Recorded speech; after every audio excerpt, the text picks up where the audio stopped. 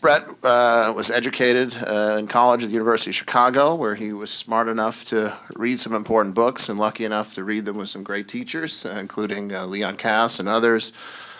He quickly emerged as an interesting young journalist in mind, working in commentary, working at the international editions of the Wall Street Journal, and at 28 became the editor-in-chief of the Jerusalem Post. After that, he was recruited back to the Wall Street Journal, and for a number of years has been their foreign affairs columnist, is now the deputy editorial page editor, and all joking aside, won in 2013 the Pulitzer Prize for commentary. A little while ago, he published an important article in commentary on the new disorder in world affairs, which is now on the verge of becoming an important book about America's retreat.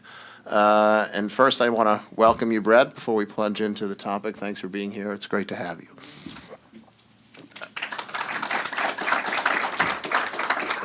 Don't clap too early. You don't know what he's going to say. That's well said. Let's just start with the heart of the book and the heart of the argument. What's the case that America is in a new retreat, and what's the evidence for that argument? Well, Eric, thank you for having me here. I have to say that my appearances with Tikva are always of a different order than my appearances at many other events.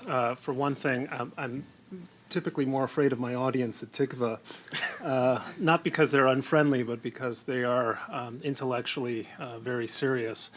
Also, Tikva has a way of pairing me with sort of really the great minds of the day, not like me, the faux great minds of the day, but Moshe Halbertal and last year in this room, Michael Walzer. So I feel comparatively at ease next to you. I don't know whether to take that as a compliment or an insult, but I'll take it as a compliment.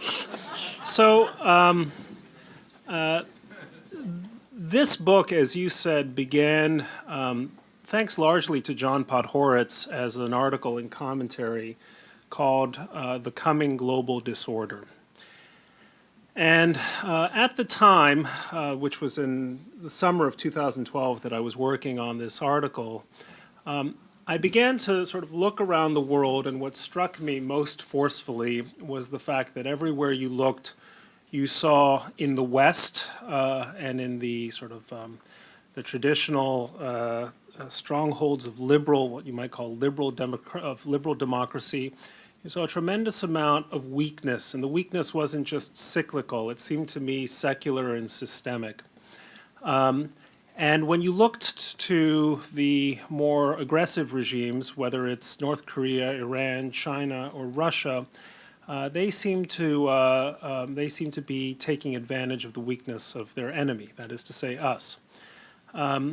Europe's problems, very early on, it became clear, were not problems that you ordinarily associate with the problems of a recession. They weren't economic problems, and actually they weren't even political problems, although they are economic and political problems. In a sense, they are civilizational problems. The very essence of the European idea, as it's been articulated and developed over the last 60-odd years, ever since, I guess, maybe less than 60, the Treaty of Rome in the late 1950s, the development of European institutions, seemed to me to be coming asunder in a very dangerous way, and in a way that in a sense would only repair itself at the point of a catastrophic breach. Now, one of the interesting things about the United States is that we have a way, as imperfect as it is, of evolving politically, economically, and socially. Europe, by contrast, seems to go from catastrophe to catastrophe, interspersed with periods of cultural and ideological stasis. And I have the sense, I mean, if you ask me what part of the world really worries you the most, I think if I were going to offer a really serious, considered answer, it wouldn't be the Middle East, it would actually be Europe. I don't see Europe emerging from this crisis anytime soon and in any good way. Then you look over to the Asian periphery, that is to say South Korea, Japan, Philippines, Indonesia, Thailand. And there, too, you saw a lot of weakness, and a lot of the weakness was more than simply, again, economic or political. It was cultural and civilizational. take the case of Japan, which when I was growing up in the 1980s seemed, to be the next, as they called it, the rising sun, the country that was going to dominate the 21st century. And a lot of silly books were written by Harvard professors, and you know them well. I mean, Ezra Vogel wrote one of the books. Then that idiot at the Atlantic, Jim Fallows, wrote another one. I'm very ad hominem, by the way. All talking about how Japan had sort of mastered economic processes in a way that were much that were superior to the kind of laissez-faire, so-called laissez-faire American attitudes. Now what you see in Japan is that what once were their virtues have all become vices. I mean, the manic corporate loyalty that once was chalked up as a great strength of the Japanese economy actually turns out to be a terrific weakness. The close relationships between government bureaucracies, corporations, and political parties, that's another source of systemic weakness because it favors champion industries at the expense of innovators and entrepreneurs. So the problems of Japan, all of this compounded by things like demography, with which you're familiar with, those two struck me as fundamental. The Arab world, by the way, of course, was another reason why I was thinking about global disorder, because there too the problem wasn't just, you'd had corrupt autocratic regimes like Assad and Mubarak and Ben Ali in Tunisia. There too the problem is what I call civilizational. It was that complex of cultural attitudes, political institutions, familial patterns and ways, all of them coming together to create really a giant failed civilization. That's why, unlike, to be ad hominem again, Tom Friedman and Nick Kristof, I was a skeptic of the Arab Spring from the moment that the protesters arrived in Tahrir Square, and I feel that my skepticism has been well borne out. So looking around the world, basically, you saw that all the traditional engines of global growth and of stability were coming apart. And at the same time, I was mindful of things that were happening in little out-of-the-way places like Woody Island in the South China Sea, the Senkaku Island issue, which I was aware of very early on. All of them, it struck me as early warning signals of global disorder. When you read Churchill's wonderful history of the First World War, he really begins in a place called Agadir, which is this tiny port on what is now the Moroccan coast, practically the western Sahara. It's a little out-of-the-way blip of a place where in July of 1911, a German gunship showed up, called the Panther, and all of Germany went nuts, went wild. They call it the Panthersprung or something like that, the Panther's leap, celebrating this diplomatic, geopolitical move by Germany. And it's a reminder that often the signals of major instability come in little out-of-the-way places that you haven't previously heard of. So when the Senkaku Island issue became a salient issue in Japanese-Chinese relations, you understood that something deeper was afoot than simply a dispute over an uninhabited little island, the size of, Governor's Island or something like that. So amid systemic weakness, particularly systemic Western weakness, and of course that weakness is also well pronounced in many respects in the United States, all of a sudden what you call, or political scientists call, the revisionist regimes were sensing opportunities to revise their regional order, their regional situation in a way that met their interests. So this was in 2011, 2012 that I started thinking about this. And what do we have in the intervening 18 months? Well, we have Iran on the cusp of becoming a nuclear weapons state. That's really where it is. And the complete collapse of the American position. You have Syria having used chemical weapons with no consequences. You have the Russian move into the Crimea. I was just in the Crimea a few months ago. This was predictable, and yet the United States seems to have been taken totally by surprise. The Chinese are making incredibly aggressive and assertive claims to the South China Sea, which is important because the South China Sea sits on one of the world's largest energy deposits in the world. Now, what is the situation reminiscent of? And I'm keeping my answers brief here, Eric. What is this reminiscent of? Well, since it's 1914, everyone is talking about the lessons of 1914, and there are a lot of lessons from 1914. A lot of books. There's an excellent book called The Sleepwalkers, which very interesting history of how the world stumbled into the First World War. I actually think the opposite historical analogy is the interwar period, the 1920s and the 1930s. That was also a period in which the great liberal powers of the day, namely France, Britain, and the United States, each decided for their own reasons that they were either unwilling or incapable of policing the world order that they had brought into being at the Versailles Conference in 1919. The French didn't have the means. The United States didn't have the will, and Britain was somewhere, not just geographically, but also ideologically in between. So the moment that Germany, Soviet Union, Fascist Italy, and Japan sensed this weakness on the part of the traditional guarantors of global political order, they began to take advantage of that weakness. And it began it began at the Rapallo Conference in the early 1920s, when Germany and the Soviet Union effectively started becoming allies or military allies. And it extended its way through the invasion of Manchuria and invasion of Abyssinia, and then, of course, the Sudetenland. Now we're talking a lot about the Sudetenland analogies because they're so reminiscent. What's just happened is, Crimea as the Sudetenland is a pretty good, gives you a pretty good sense of where we are. I don't know if it's 1938 per se, but we're somewhere in those years. Final point that I want to make, and this is also part of the subtitle of my book, we're entering into a period of not just in the United States, period of what I call a new isolationism.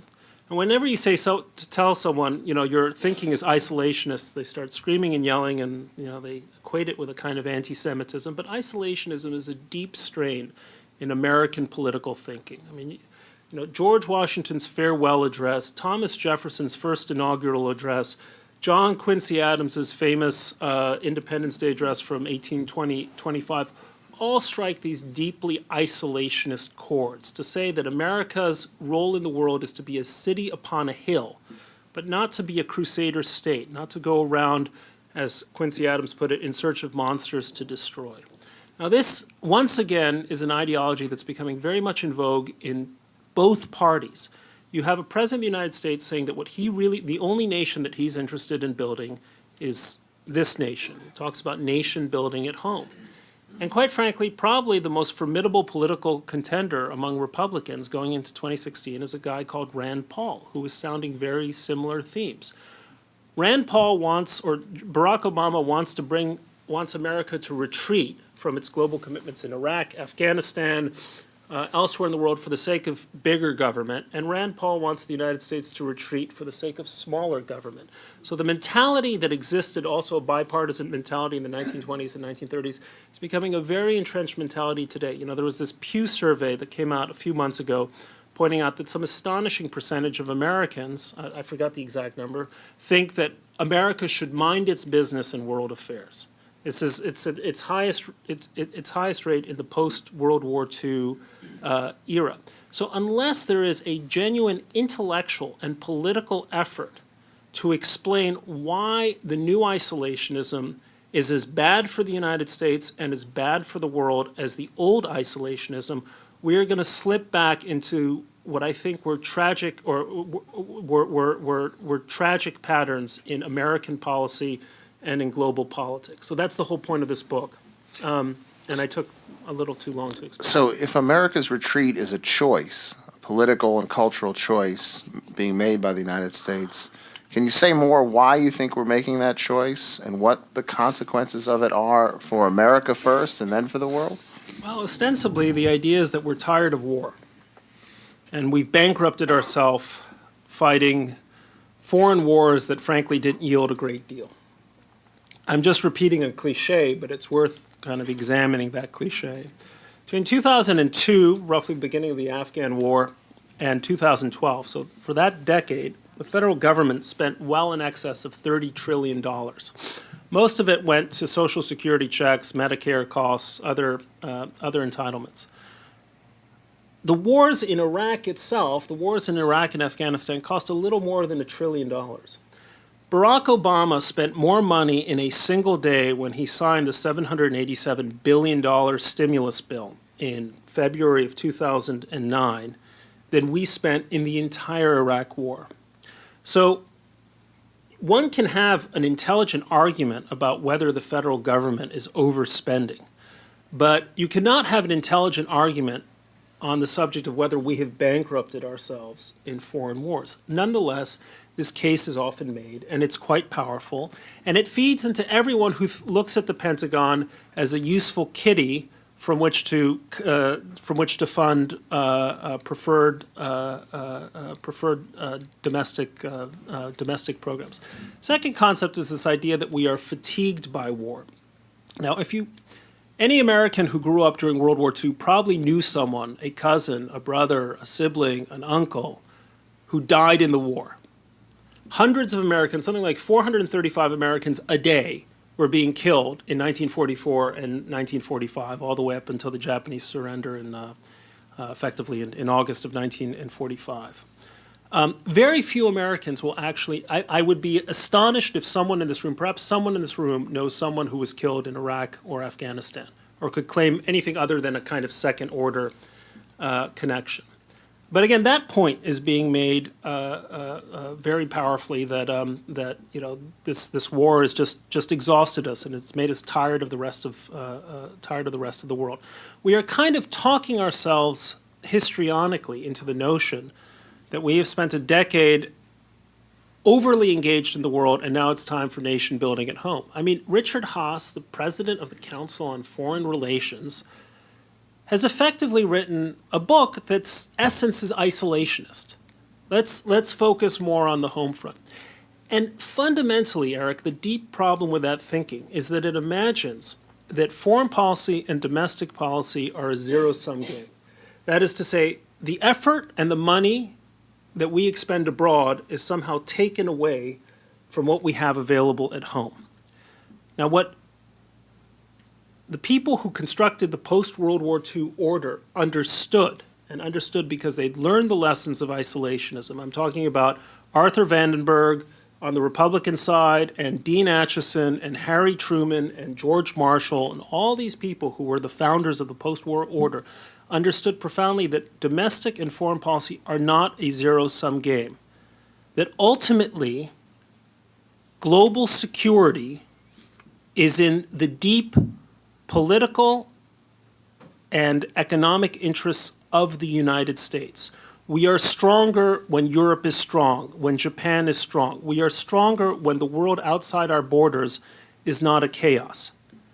That's what they got. That's the central insight that says that no, as a matter of fact, we want a world that is conducive to democracy, to free trade, to a broader prosperity, a world that is not going to lead to chaos and tragedy. Now, it would be nice to imagine that that could be a self-policing world, either through a balance of power or through the mechanisms of the United Nations or something else. But what we also know is that the only way such a world is sustained is by the exercise and the certainty of American power.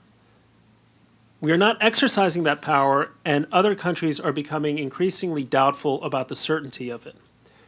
I'll stop there. So is our situation, as you see it, fundamentally different from Europe? Meaning, is our retreat an inevitable fact, or it's still a choice that could be reversed? And is retreat the same as decline, or are these different phenomena? This is an excellent question.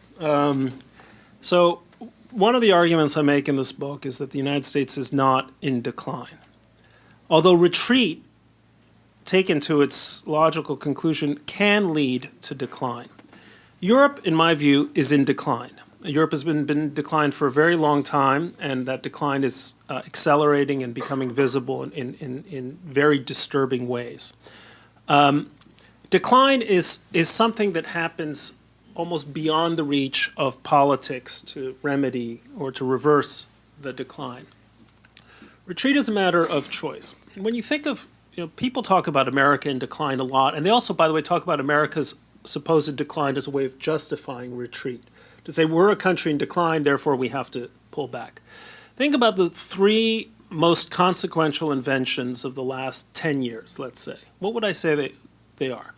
I would say, number one, it's social media. I mean, this has unlocked literally trillions of dollars in economic potential. I mean, it's revolutionary what has happened. To think, everyone here who's a Tikva fellow kind of has taken Facebook and all of this sort of for granted, these methods of communicating seamlessly with dozens of people around the world all the time, didn't exist until some schnook from Harvard invented it. This is an American invention, and by the way, it only could have been an American invention. It is literally inconceivable, and I'm sure I'm insulting someone, that Facebook could have been invented in France. For a variety of reasons. I've lost track of your insults over the years, Bret. We're used to it by now. All right. No, it's one of the sad facts about France, that it's just impossible to imagine Facebook happening in France. There's a lively Facebook in Pakistan, but it's faceless book. What are two and three? So number two, of course, is fracking.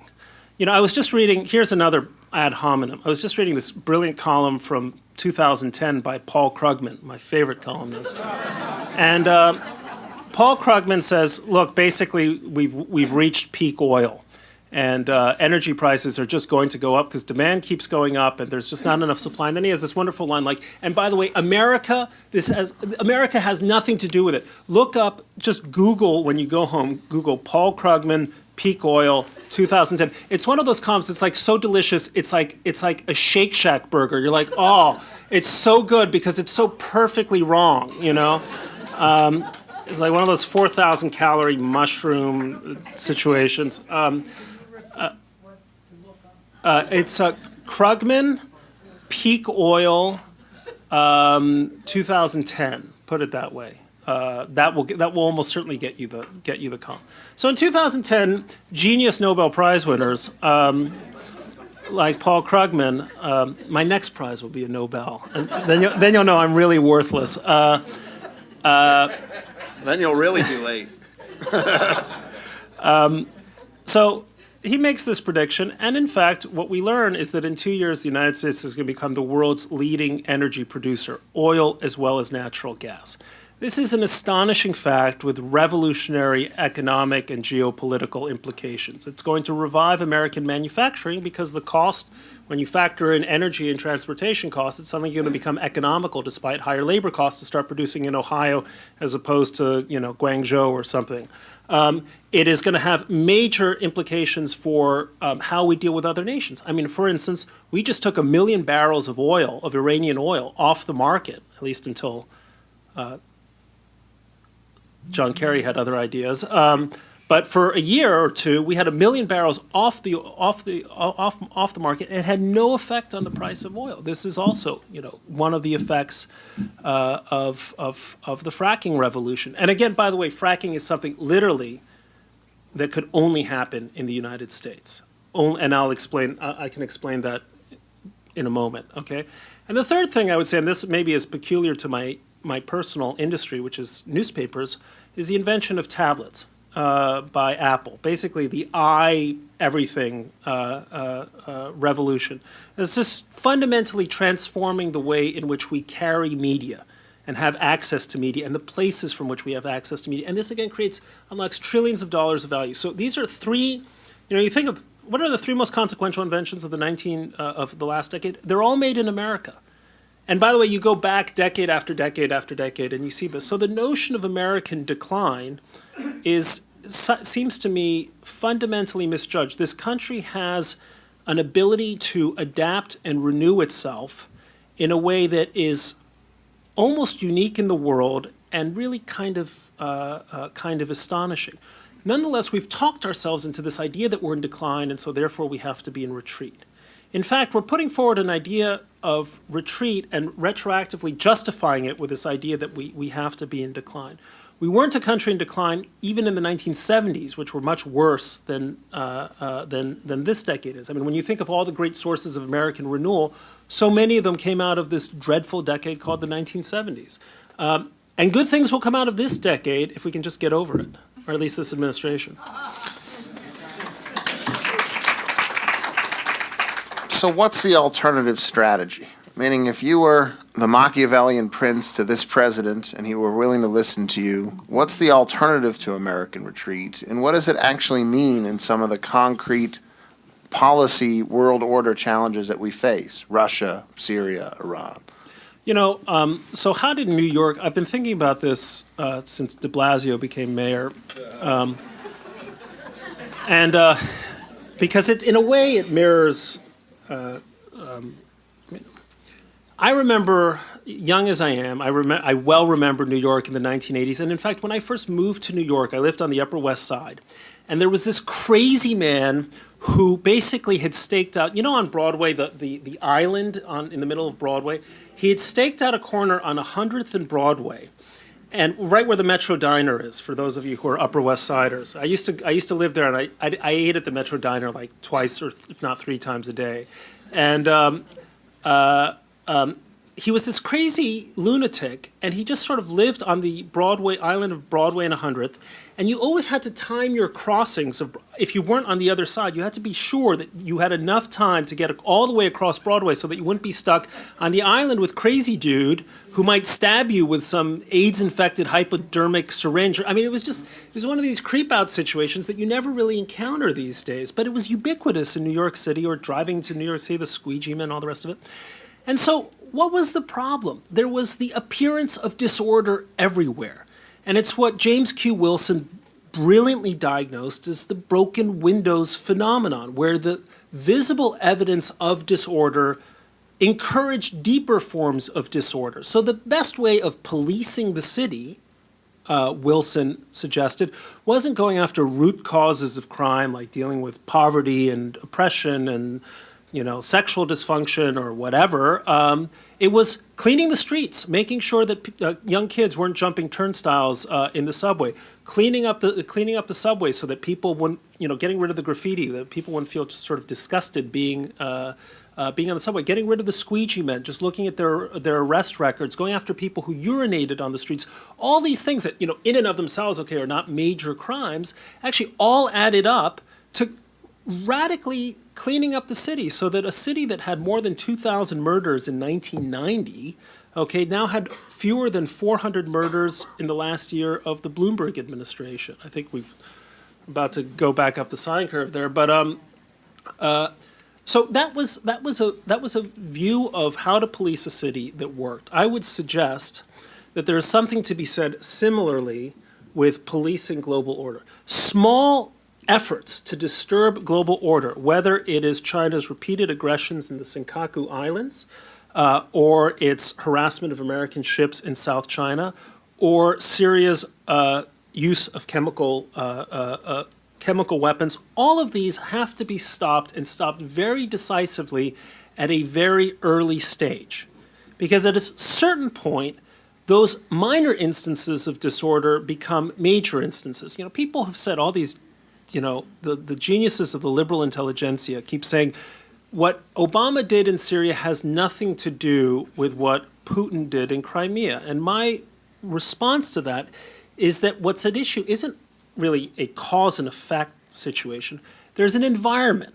There is an environment in which Putin looks at an American president who won't stand up to his own red lines in a rather trivial, geopolitically trivial situation like Syria, and thinks, I can get away with taking Crimea. And by the way, the Iranians think that as well.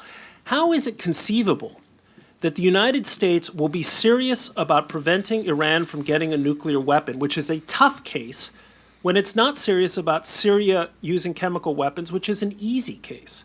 We could have destroyed all Syrian airfields without having a single plane actually overfly Syrian territory.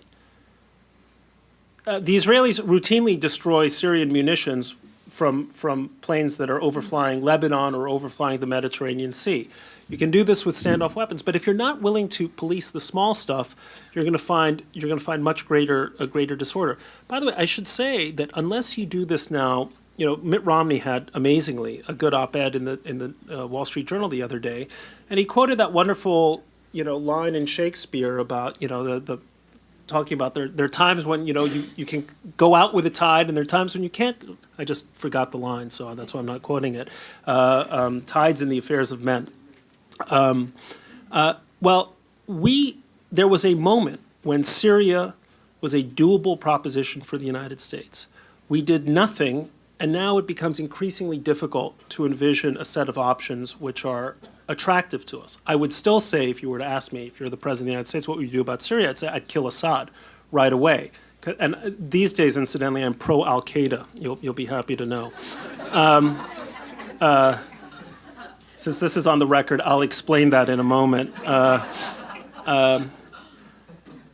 But if you allow global disorder to reach a certain critical mass, and I don't know where that critical mass is, there is no going back. You have to, in effect, enter a kind of a catastrophe to pick yourself out of it. I'll let you explain the Al-Qaeda comment, but then I'd like to zero in for a minute on Russia. Meaning, if America were still serious about the world order business, how would we handle the Russia situation right now? Briefly on Al-Qaeda. Al-Qaeda is incapable of governing. Everywhere, Al-Qaeda has never really been able to govern anything except little provinces for discrete periods of time. It's Al-Qaeda, if you take an example from virology, for instance, the Ebola virus is a terrible virus that will kill you in a matter of days, should you be so unfortunate to contract it. But Ebola never takes hold in a wide population because it burns itself out. It kills its victims so quickly that the virus doesn't have a lot of time to spread. One of the reasons why HIV was so deadly is that the virus could incubate and spread far and wide before it killed you. So if you can walk around with HIV for 10 years, you can infect a lot of people, whereas you can't walk around with Ebola for 2 or 3 days. So that's why you have these outbreaks in Marburg, Germany, or Uganda, but they don't last very long. I think of Al-Qaeda as kind of the Ebola virus of political groups. It's highly destructive, but it has a way of burning itself out. So as between an Iran and Hezbollah-supported Assad regime that I think can do very long-term harm, and these Al-Qaeda groups that are popping up here and there in Syria, on balance, in that sense, I'm pro-Al-Qaeda. Russia. Russia, right. Russia is a country that has an economy the size of Italy's. We are making a fundamental mistake. Helmut Schmidt, the late, not late. By the way, Helmut Schmidt, I'd just like to point out, is nearly 100 years old and smokes 3 packs of cigarettes a day. That's an aside for another time. Schmidt once described the Soviet Union as Upper Volta with nuclear weapons. And the description, I think, is still, I guess now you call it Burkina Faso with nuclear weapons. Russia's a weak country. It's a weak country whose entire economy depends heavily on its export of gas and oil, and to a lesser extent, other sorts of commodities. Russia has, in toto, 3 Nobel Prize winners. I mean, it's an astonishing thing when you think of what Russia was able to produce scientifically and technologically during the Cold War. Russia has 3 Nobel Prize winners. That's it. One of them is Mikhail Gorbachev. So they don't really, there's no intellectual property there. Anyone who's smart and Russian has left, and they're probably, living on the Upper East Side. So it's a weak and vulnerable country. A few things that could be done. Number one, as the United States begins to taper and as inflation, as interest rates go up, almost inevitably the price of energy and the price of other commodities will begin to fall. This is going to have a catastrophic effect on the Russian economy. The sooner we taper and the sooner interest rates begin to rise, the harder Russia will be hit. And it's unclear whether Russia can survive oil at less than $60 a barrel. It's not an accident, comrades, that Putin's rise and strength correlates very precisely with oil bottoming out in 1998 at $10 a barrel and then rising to northward of $140 a barrel just a few years ago.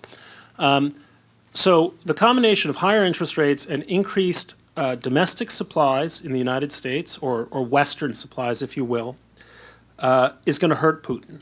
We can make it hurt more by bringing those supplies online faster and by doing everything we can to create an Atlantic energy economy. We could be exporting a tremendous amount of liquefied natural gas to the Europeans. They don't need to rely for their natural gas supplies so heavily. I think it's 30% of their supplies on Russians. You could also do things like restarting the Nabucco pipeline, bringing in oil from or gas from Azerbaijan into Europe. By the way, interestingly, since this is Tikva, Israel will at one point be a very large part of that equation. There's Arthur Herman has a marvelous article in commentary. I don't know if it's this month or last month, but you should all read it. Israel's energy resources are astonishing, and they will play a part in this. Second thing is that not only is Russia a petrostate, it's an oligarchy, and the oligarchs love their access to the West. I mean, anyone who spends time in London, Londongrad, it's, Melanie Phillips thinks it's Londonistan, and then there are those of us who think it's Londongrad. It's actually both, which is just another reason why I love Britain. Britain's another country I don't like. Let's see how many people I can insult in the course of... You're doing great. Thank you. Bar their access to the West, and the administration kind of has the idea, and I hear that today they sanctioned a number of additional people, but starting out with 7 individuals, none of whom actually have assets in the West, was an astonishing display of fecklessness and indecision, and it was just incredible. A little bird once landed on my shoulder and told me that a very senior member of the Russian government, I have to be careful here, is worth a lot of money. I mean, a lot of money.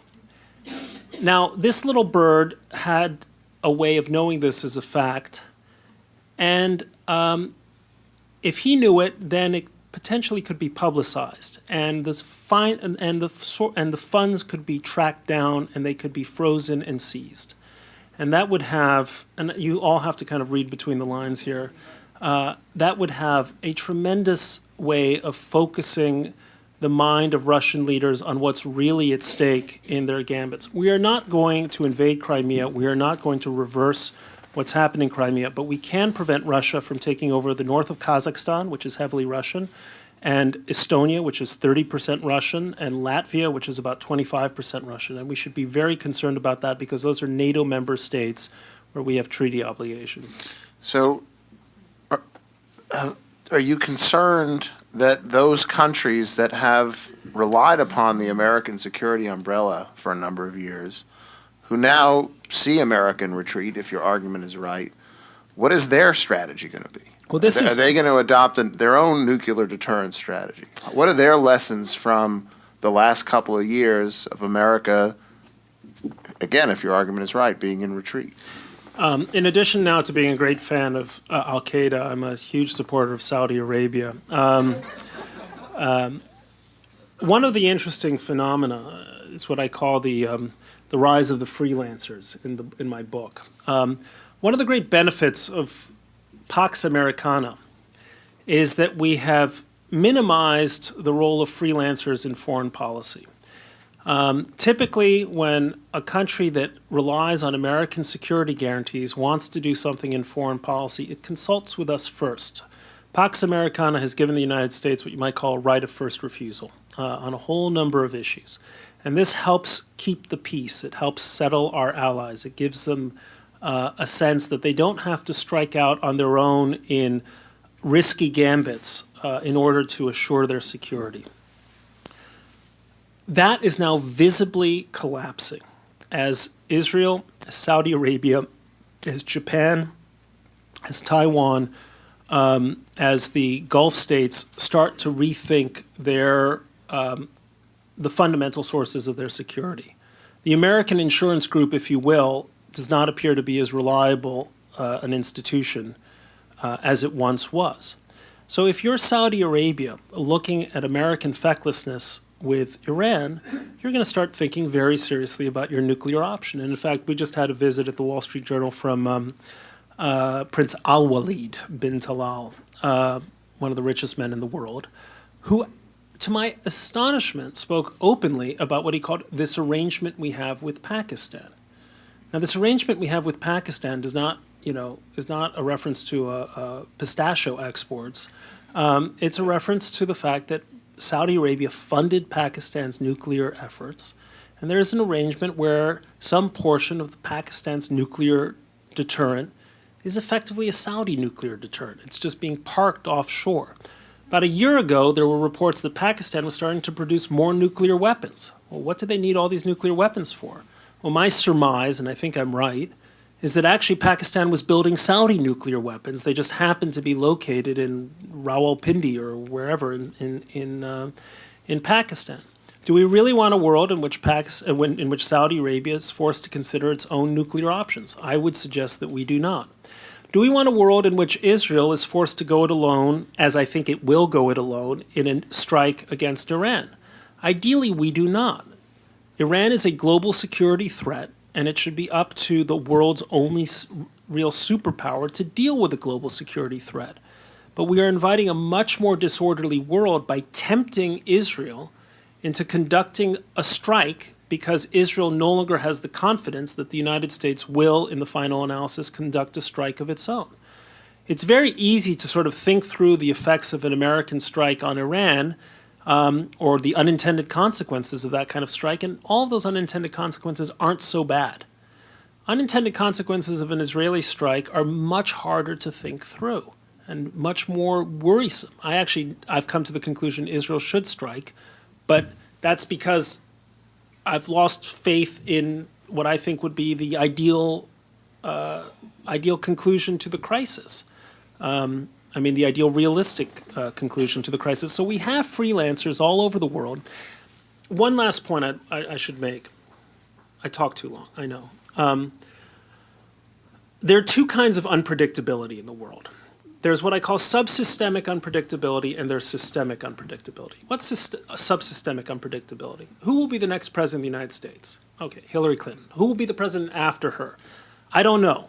But we can be pretty sure that there will be an election in the year 2020 and a president will be elected. We don't know the name, but we know the mechanism, we know the position. Okay, so it's a low order of unpredictability. Okay, but the system we understand will almost certainly be in place. We're entering into a world that doesn't consist merely of subsystemic unpredictability, it's systemic unpredictability. What do I mean by systemic unpredictability? We don't know if Syria is going to exist in the year 2015 or 2016, and we don't know what's going to take its place. Syria is a state, it's a system, it's been there for the past 60 or 70 years as a given in the international order. Now that may dissolve entirely, okay? So at the level of systems, it's becoming harder and harder to forecast what comes next. And the more unpredictability you inject into an international system, I think the more destabilized and violent it becomes. So you mentioned in your opening comment the new isolationism of the right and of the left. Yeah.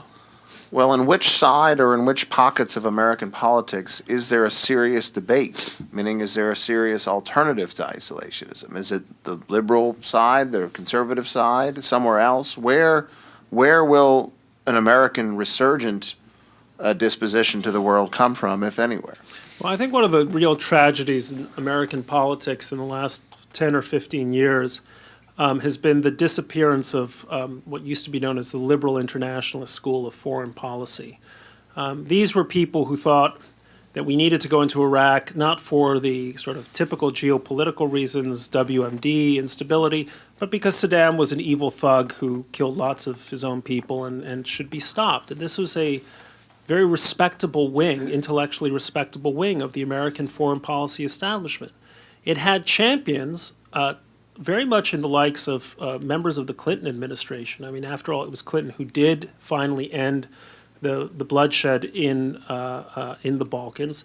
And I thought it had champions, at least a few of them, in the Obama administration with Samantha Power. But Power has been, disempowered or something. I mean, I find it amazing. I find it amazing that the woman who wrote the book on genocide is just sort of sitting there at the UN and kind of thinking, I'm working for an administration that's allowing tens of thousands of people to be killed in Syria and doing nothing about it. She's a member of the very kind of, she's a part of the very kind of problem she swore she would be the solution to. And one day I'm sure we'll have an agonized, hand-wringing memoir about all this. So the disappearance of liberal internationalism in the Democratic Party, I think, is a very sad and tragic phenomenon. I don't know when it is going to reappear. You just don't hear liberal voices making the case for defending a liberal world order. Nowhere. You don't hear it.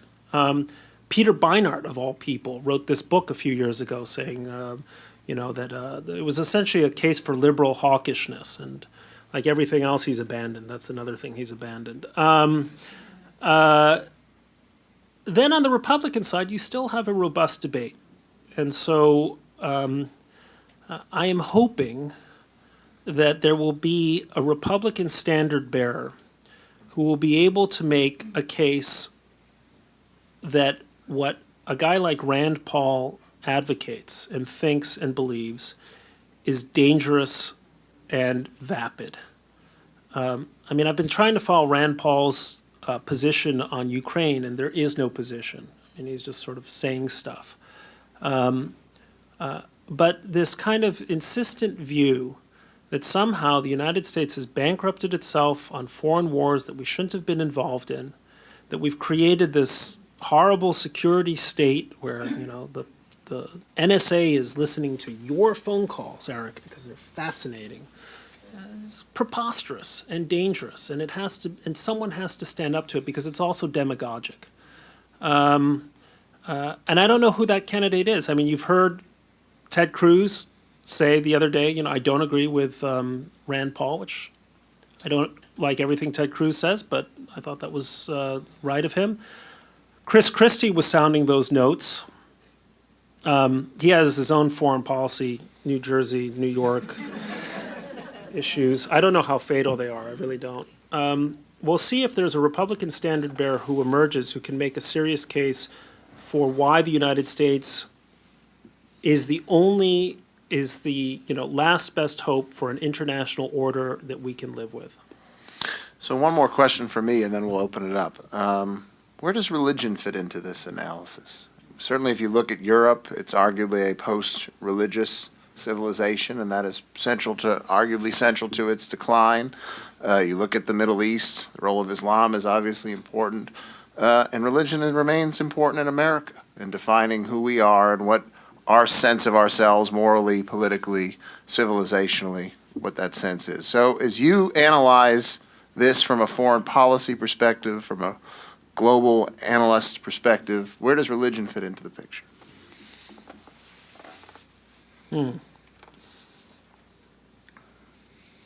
So in addition to being pro-Al-Qaeda and pro-Saudi Arabia, nice Jewish boy like me is very pro-Christian these days. And I note that the foreign policy leaders, or the leaders I admire the most, including, at least in terms of their foreign policy, including Tony Blair and George W. Bush, up to a point, had foreign policies that were deeply inflected with religious conviction. I don't know the answer to your question because I haven't really thought about it deeply. So having bloviated at great length on subjects I do know something about, I'm gonna hold off from attempting an answer. I guess let me make just 2 points, though. One is that we are foolish to imagine that Islam, I doubt anyone in this room imagines it, but we, the West, is foolish to imagine that the problems roiling the Middle East and our confrontation with Middle Eastern civilization isn't in some deep sense a confrontation with Islam and with a worldview that is very different from our own. And when I say Islam, I mean Islam today. I don't know what Islam was like in 1200 in the Alhambra, and I don't know what Islam will be like 800 years from now in some other. You deal with the religion you're presented with. And I think Tony Blair had a very interesting formulation, which he said, this idea that our problem is radical Islam isn't really wrong, because he said when you talk to moderate, so-called people who describe themselves as moderate Muslims, too often they go along with what radical Muslims believe, and they just don't, they don't make it actionable, so to speak. And that's a tragic thing to say, but the fact is there's a lot of validity to what he's saying. I don't know how you go about reforming Islamic theology institutions. I think this is a civilization that will take its own long, long time to have some kind of confrontation with what it has become or is becoming. The second point I would make is that ultimately, confidence in the West has to be based on something more than notions of sort of instrumental rationality or prosperity or something. I mean, there has to be some higher purpose to what the West is all about. I just wrote this little editorial that I was very pleased with about this discovery about inflation in the universe. The standard model in astronomy seems to have been confirmed by findings of radio astronomers working out of the South Pole. And the way I concluded the editorial is to say that the task of us, these findings come about through a culture that prizes experiment and empiricism and freedom of inquiry. And the task for those of us who aren't peering into the heavens is to make a world that's safe for those who are peering into the heavens. I don't know if that's a religious task, but it's a kind of a civilizational task. When we think about our confrontation with various sources of illiberalism, what are the deep sources of our own confidence in our civilization? One of them certainly has to be religion, and one of them has to be Jerusalem, or if you will, and the other has to be Athens. And I'm not sure we're doing an adequate job of it. Let me just give you one example of what I mean. I'm fascinated by this debate about the burqa in the West. Because there are two sort of liberal positions one can take about the veiling of women. Actually, there are many positions, but among the liberal positions, one is your clothing is a choice, and it's an individual choice. And what is the West all about? It's about allowing individuals to make those kinds of choices about whether they want to be veiled or unveiled, how they want to dress, so forth and so on. And so this is a kind of a libertarian argument is made for wearing the niqab or the veil. I think that's a kind of a shallow argument, because ultimately liberalism and a liberal public order requires us to be seen, to be faces in the public square, that the right through which we claim representation means showing ourselves. This is who I am. And we are doing a disservice to the deep sources of liberal order by pretending that we can be a liberal society in which we all live behind, or many of us live behind, in effect, a one-way mirror where one person can see out but you can't see back. Your face is intrinsic to your humanity. Your face is the mechanism by which you communicate 50%, if not more, of your meaning. And a form of liberalism or libertarianism that ignores that is really, I think, ignoring some deep philosophical basis for why we are in the kind of society we're in which we have rights but responsibilities, in which we're accountable, in which we are people, we are persons. So leaving aside religion, unless there's kind of some deep articulation of what it is that we're doing as a civilization, I think we're going to be in a lot of trouble. It's very hard to make the case against Islam by saying we're more prosperous, we're richer. Islam is making a virtue-based case for the claims it makes, as Ayatollah Khomeini says, I didn't have an Islamic revolution to cut the price of lemons or melons or something like that. It wasn't to say, I didn't do this to make it a richer country. I made it because I believe in Islamic virtue. And this is what the revolution is about.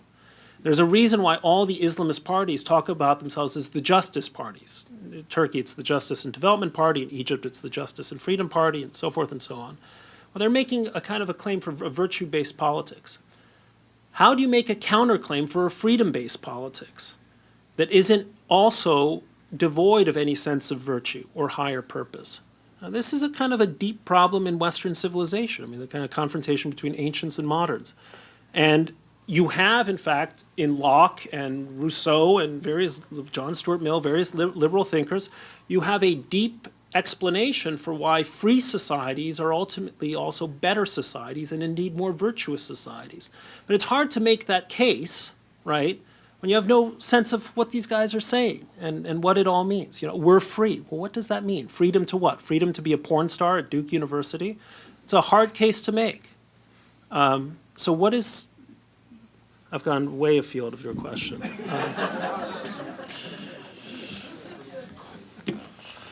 Okay, let's open it up. Sir. Mark Krause again. I've lived in New York all my life, a lot of family in Israel, so I am biased. I've heard many times Israel is the canary in the coal mine vis-a-vis terrorism, Islamic fundamentalism. They're surrounded. How in this country do we not see that if you change your borders as a lesson, all you end up doing is making it easier and moving missiles closer? If we retreat as a country here in the United States, how is it that our leaders don't see that you just make it easier for the bombings and you make it easier, as you say, the small incidents that chip away at civilization?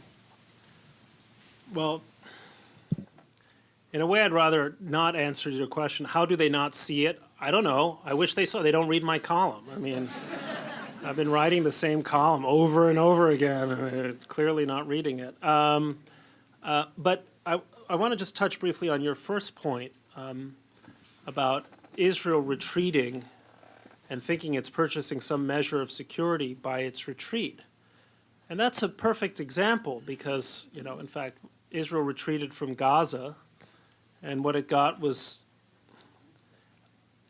The issue isn't the missiles. The issue isn't the Qassams are a couple of kilometers closer.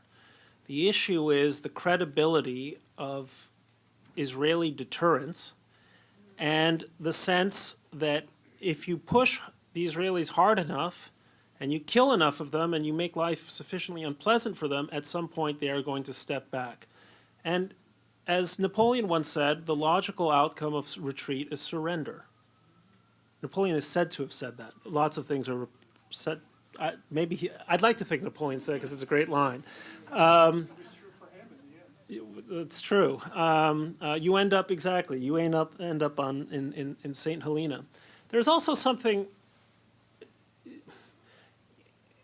Henry Kissinger once had a wonderful line about retreat from Vietnam. And he said it's like salted peanuts. If you eat a single salted peanut from a packet on an airliner, you are going to eat the whole packet. I assure you there is not a person here who has ever left half a packet of salted peanuts on the plane. And so once you embark on the process of retreat, it's hard to know where to stop. Obama was saying Iraq is the bad war and Afghanistan is the good war. And I'm going to fight Iraq, I'm going to get out of Iraq so I can concentrate on Afghanistan. But like salted peanuts, predictably, the moment we got out of Iraq, the impetus to get out of Afghanistan became overwhelming. Once you start saying, well, we can live with a nuclear Iran, we will soon be saying to ourselves, we're going to live with a nuclear Saudi Arabia and a nuclear Turkey. Turkey, by the way, just signed a nuclear cooperation agreement with Japan that allows it to enrich uranium and reprocess plutonium. Small detail. Turkey's such a nice country these days, too. So you have to be mindful that there's no such thing as being a little bit pregnant. There's no such thing as a little bit of inflation. And perhaps there's no such thing as a little bit of retreat. Once you embark on the process, the tendency is to go all the way. And that's dangerous. Ma'am in the front. It's nice to see a real journalist. I just feel that right now there's not a lot of actual news journalism going on. What do you see in your profession? How does it make you feel looking around at what's going on? Aren't they just enablers in this sort of like perpetual disaster that is every day, getting up and reading the news, and yet somehow there's not enough actual journalists dissecting it and dissenting? And is there actual free speech going on, in your opinion, and can we survive the next 3 years?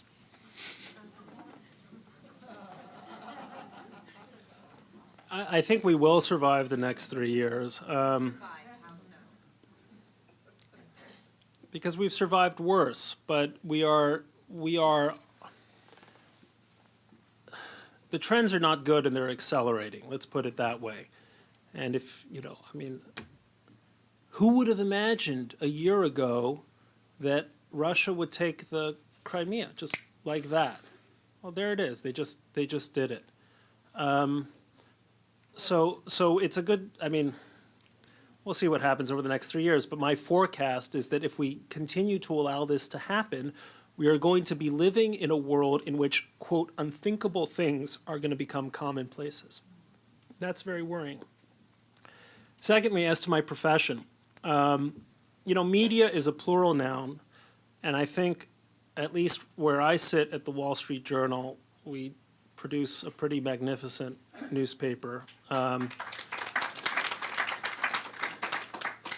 There's a superb music critic at the New York Times. I'm married to her.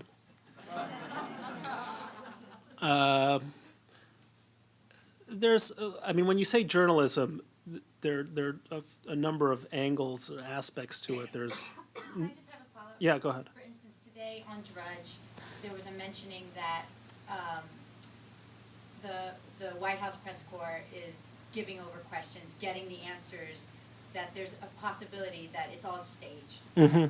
It's just yet another example of a lack of dissent, and this is what is allowing for for the administration to do what it wants to do, and at the same time not do anything foreign policy-wise, making us weaker and weaker. And I'm just wondering, you say sort of like, okay, well, Hillary Clinton will be the next president. How is that not decline? I mean, it's not just a streak. But Actually, I think it would be an improvement over the current president, but I'm just trying to understand how it's not decline.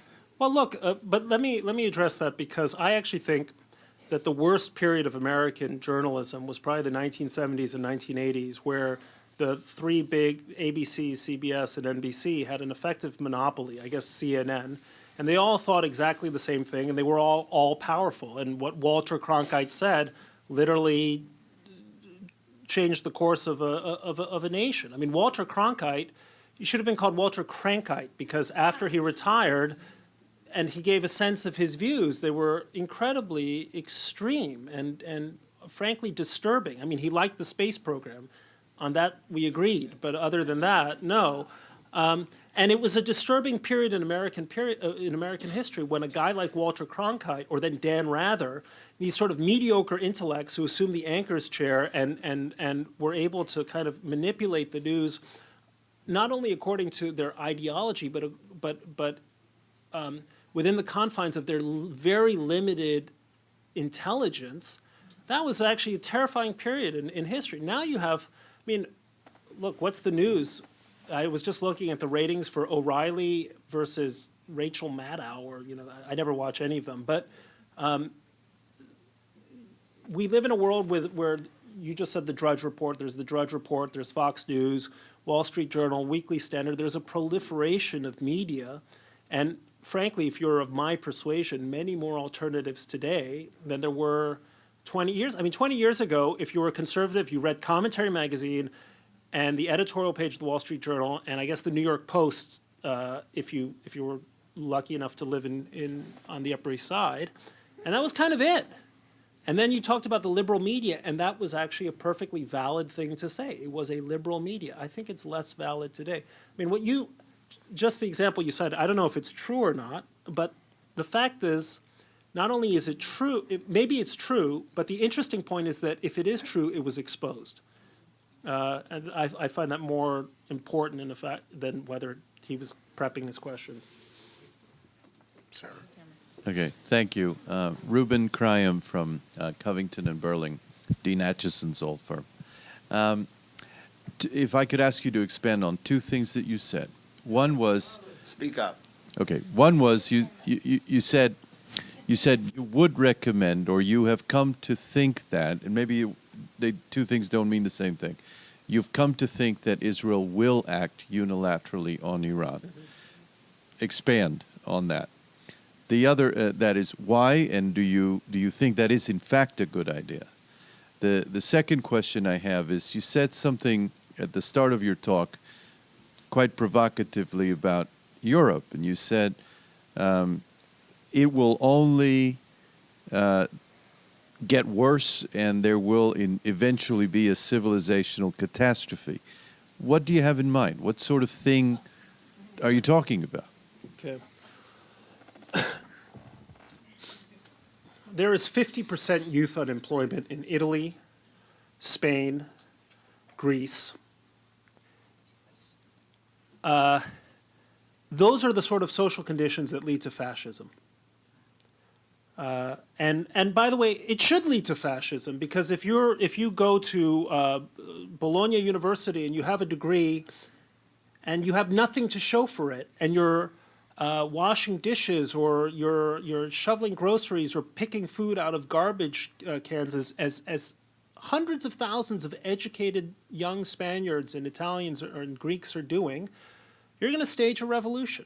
At some point, you will not remain placid. You won't just sit there with your mother eating ravioli or whatever. So these are conditions that are ripe for a new kind of, on the right, fascist, on the left, ultra-leftist politics. I mean, in the end, they're basically the same thing. And they explain why the neo-Nazi Golden Dawn Party pulled so well in Greece, why you're seeing the breakdown of the traditional parties in Italy, and a new proliferation of a variety of parties. We'll see how their new prime minister does. Why Marine Le Pen did so well in the French election last time, and she'll do much better, by the way, this time around. And they will have natural constituencies of young people who don't understand what the hell went wrong and are furious. Part of the problem, too, in Europe is that, and one of the reasons why it's different from the United States, is that in the United States there are two parties, and in my humble opinion, one of them is usually wrong and the other of them is usually right, okay? Usually taken broadly, okay? But there is it's funny, there's this kind of caricature of the United States that somehow we have diminished intellectual resources. I actually look at the United States, you look at all the policy think tanks, and they're just productive, energetic places, people really thinking about political challenges constantly, whether it's American Enterprise Institute or, all these Washington Institute, really kind of, there's this intellectual ferment taking place in Washington at the policy level and also at the political level, which means that when policymakers look at the menu of available policies, not all of them consist of half-cooked chicken, For Europe, for decades, the sort of, the policy debate has been a stagnant policy debate between two sides that are basically on the wrong side of things, no matter how you look. You have, this funny debate between austerity and, quote, growth. Growth means more government spending. This was François Hollande's program. Now, 57% of French GDP is from the state sector. 57%, okay? This is communism, practically. Goulash communism. It's an astonishing number for a Western country, that 57% of their GDP is the state, okay? Now, this was the growth remedy. On the other side, the austerity remedy is, we need to balance our books, so we're going to jack up taxes beyond, their already astronomical levels, and squelch economic growth for the sake of balancing our books. Well, neither side in that debate is providing a useful answer and is explaining why Europe keeps digging itself into a crisis. Another problem that the Europeans have is they say, there's some problem. What we need is more Europe. You hear perfectly smart people in Brussels say, well, the answer is more Europe. Well, what does that mean? More Europe. more Europe just means another functionary in Brussels issuing another regulation on how electronic waste needs to be disposed of in 17 garbages as opposed to 18 garbages, or something like, or whatever. This is the kind of debate. These are the kind of policy debates you have in Europe, and it's a stagnant debate. There is no constituency really in Europe that's saying, you know what, we need policies that emphasize low taxes, that make life easier for entrepreneurs, that understand that in a world where people are living to 80, you can't just retire at 60. These sorts of things. These are all considered savage capitalists and Anglo-Saxon neoliberals in Europe. And there are like 10 of these people, and I know all of them, okay? There's like Guy Sorman in France, and there's like one guy in Germany, and like, 2 other people in Italy. That's it. So it's a civilization that is devoid of the intellectual constituencies you need to produce intelligent, winning policy options. This is a profound problem that Europe has, much more profound than what the euro does, or what Trichet's monetary policies. Now, to your first question about Israel, so Israel is a small country with limited means, and if it undertakes a strike on Iran, it is not going to look like Osirak in 1981 or the strike on Syria in 2007. It's over before you knew it began.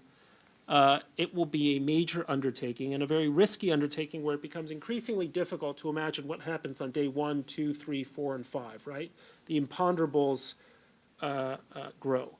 That said, I favor it because despite all of that risk, which would be unnecessary if the United States were serious about its global responsibilities, despite all of that risk, nothing is so potentially catastrophic to Israel's existence as Iran with a nuclear weapon. So it is, an Iran with a nuclear weapon is this, as Michael Walzer would say, who was here a year ago when I debated him, it's the supreme emergency. It's where you have to remove all the stops. Israel simply cannot allow it, and I think Israelis understand that they simply cannot allow it, and they understand also that the United States is prepared to allow it. That's why I think they will strike.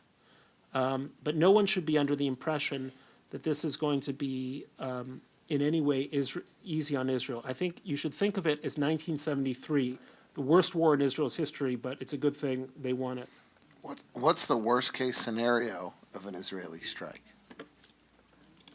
Worst case scenario of an Israeli strike is a massive ballistic missile attack by Iran and Hezbollah on Israel that, among other things, destroys the Dimona nuclear reactor, the power plant in Hadera, other critical pieces of Israeli infrastructure, inflicts mass casualties, not on the order of 40, 50, but hundreds, if not thousands of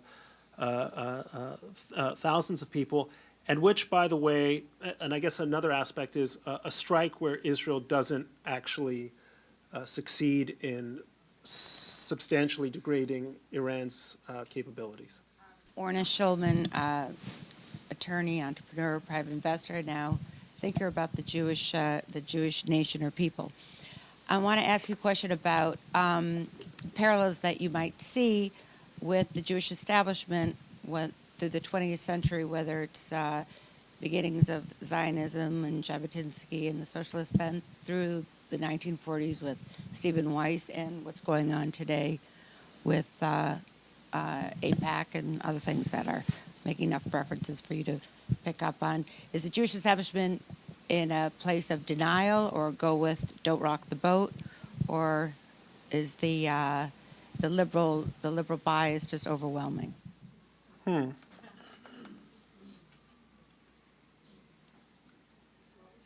It's a good question. I mean, I don't know how. I mean, I think about the Jews. I don't spend a lot of time thinking about the Jewish establishment, so to speak. I mean, I'm not seized with what happens after Abe Foxman. The fears about what happens after Abe retires or something like that. Instead of answering the question, let me answer the question I want to answer.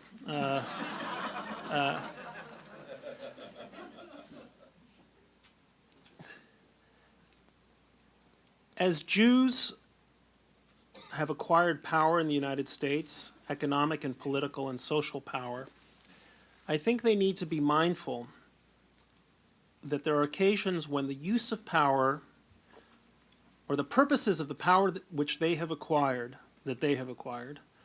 is not to be on the side of power. It is to exercise power in pursuit of their views. And what I fear is a Jewish establishment that just wants to be on the good side of almost anyone who happens to be in the Oval Office.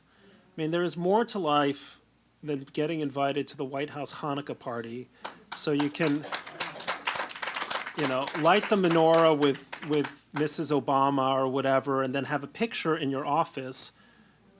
For what? And look, more specifically, no, I'm going to leave it at that. I'm going to leave it at that. But you it's important because look, I mean, my standard joke is thank God I was born a Jew because otherwise I'd be a raging anti-Semite. Because I tear my hair out all the time at my fellow Jews. But rare is it in history that we've been blessed to live in a country where we can say anything we want and actually get away with it. And it is a scandal, it seems to me, if we fail to live up to the promise of our American citizenship to do all we can to assure the survival of the Jewish state and the Jewish people. So that's what I'd say. Yeah, there's more I could say, but I won't. Sir, over here.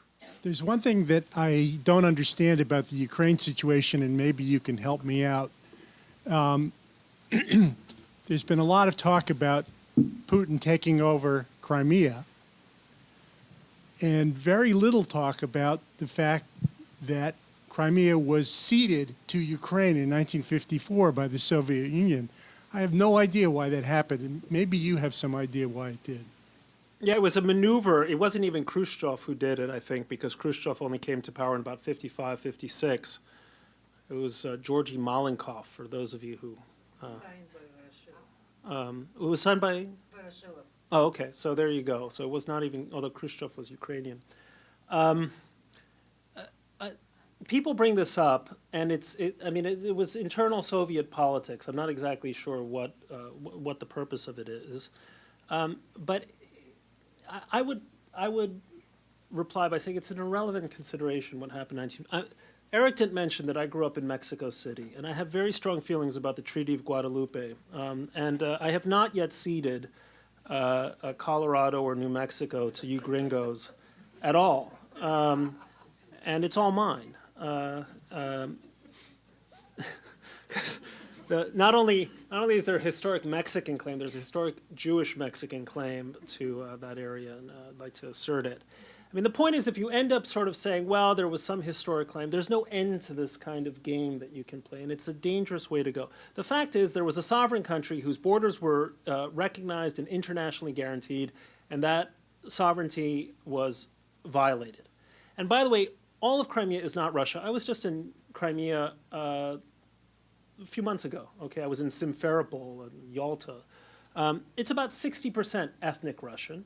Okay, not 100. So it means that the vote that they had, where 97% of the people voted, was a classic Stalinist style election. And even if it were the case that a majority of Crimeans wanted to secede from Ukraine, it doesn't make it legitimate. A majority of South Carolinians wanted to secede from the United States, and we had a view on that, and that issue has been had been settled. So, ultimately, the ultimate claim to Crimea, by the way, is Turkish, since the Russians seized it from the Turks. And by the way, if you go to Crimea, you'll see many mosques up and down the road between Simferopol and Yalta. So I'll take the privilege of the last question. How would you assess the political leadership and political will of Israel? And you've had much to say about the state of America's state of mind, its attitudes toward the world, its cultural will, the debates within it. As you look at Israel, what do you see? You know, it's funny about Israel. You always feel despondent about the country until you actually show up in it. And then it's hard not to feel good about it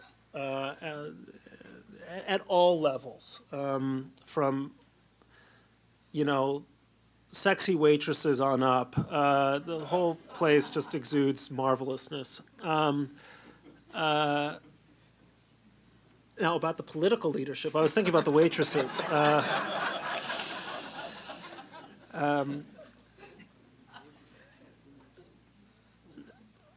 Anyway, so I was in a reverie thinking about this one waitress in this restaurant in Ashkelon. All right, I'm cutting Anyway, this one off. no, I'll answer the question. This is a serious question. I know.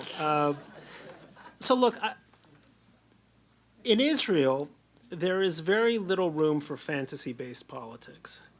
You can't get away with bullshit. America is a land where 90% of politics is bullshit. The things that we debate are bullshit. The issues over which voters are mobilized are bullshit, okay?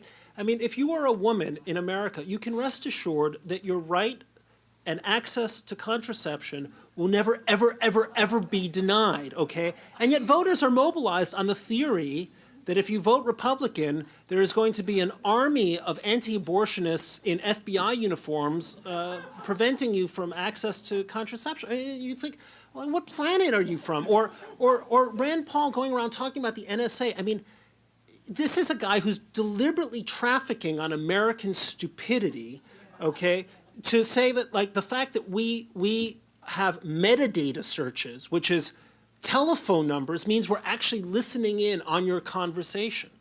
And all too many people in this country, like, go for this, because maybe it makes seem like our very mundane, boring politics makes it seem more dramatic and consequential than it is. So the margin between American policy and what you would call consequences is several thousand miles. And in a way, that's a great achievement, but it's also a great danger. One of the kind of benefits of Pax Americana is that we've forgotten what a disordered world looks like. And so we're like, oh, you know, yeah, Ukraine, wherever, you know, whatever, dude.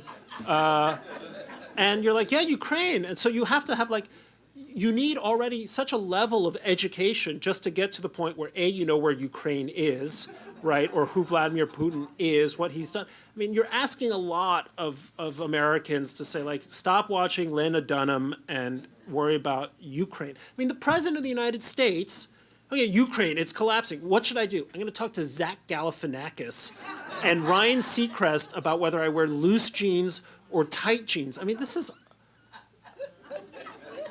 You know, well, it's Daniel Patrick. Bring this back to Israel. Yeah, I will. Daniel Patrick Moynihan had this line about defining deviancy down. And when you live in a world where the distance between policy and consequences is a long distance, you define deviancy down, because you can kind of screw up a long way before you actually meet with reality. In Italy, that margin is about in Israel, that margin is, well, in Italy, that's another story. That margin is literally never more than about 40 miles or so. It's the distance from any person in Israel to a hostile border, where they would be killed the moment they cross that border. So it creates, whatever you say about the caliber of Israeli leaders, it creates leaders who have no choice but to be deeply rooted in tachlis, in reality. And so that tends to produce higher caliber leaders by and large. And you meet Israelis and you always have the refreshing sense that you are truly in the no spin zone. Even when you disagree with them, they are operating on a plane that just is more in tune with reality. That being said, there are a couple of major problems in Israeli politics. One of them is a cultural problem, which is the Israeli habit of mouthing off. And much as I completely agree with what Yalon just said, okay, it is incomprehensible to me that the guy has forgotten that he's the defense minister and he's going to say this, and for sure he's going to have to go and offer some groveling and embarrassing apology to Chuck Hagel of all people. It is a stupid thing. And why is it that Yalon, Meir Dagan, all these guys who in many ways are very capable people, right? They're always just spouting. And someone should say,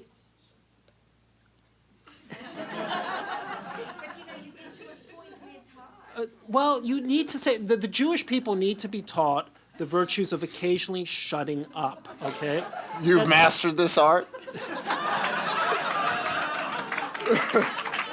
That's the best line of the night. The second thing I would say is this, which is Israelis tend to think a little too tactically. And they tend to treat almost every political problem as a tactical operation.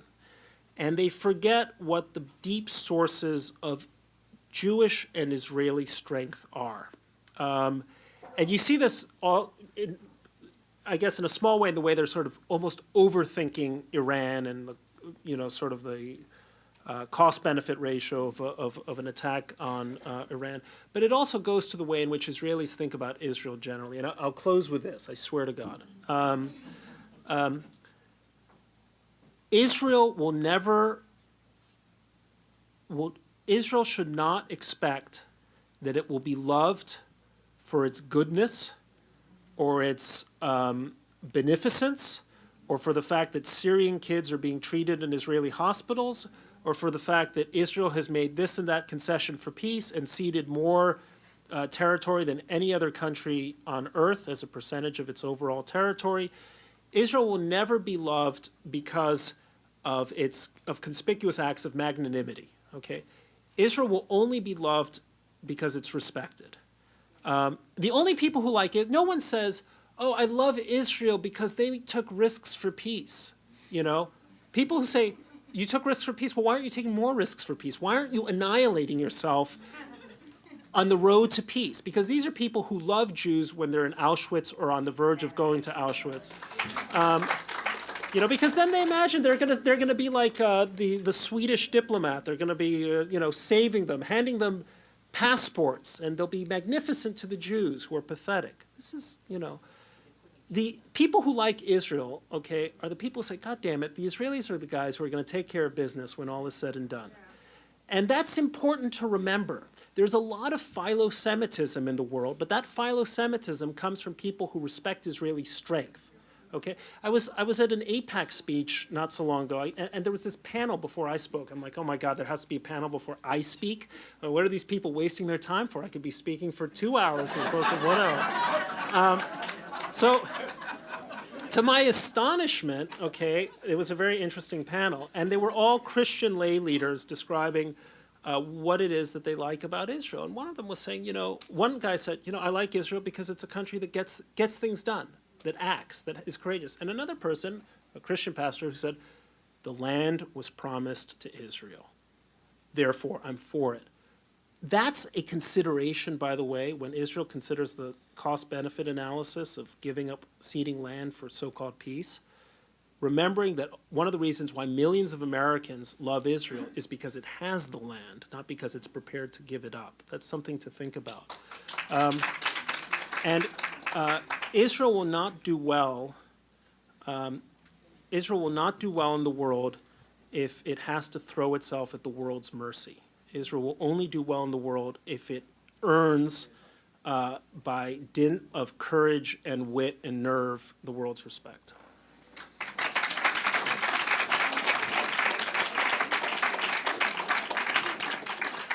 Bret, on that note, we thank you, and thanks to everyone for joining us this evening.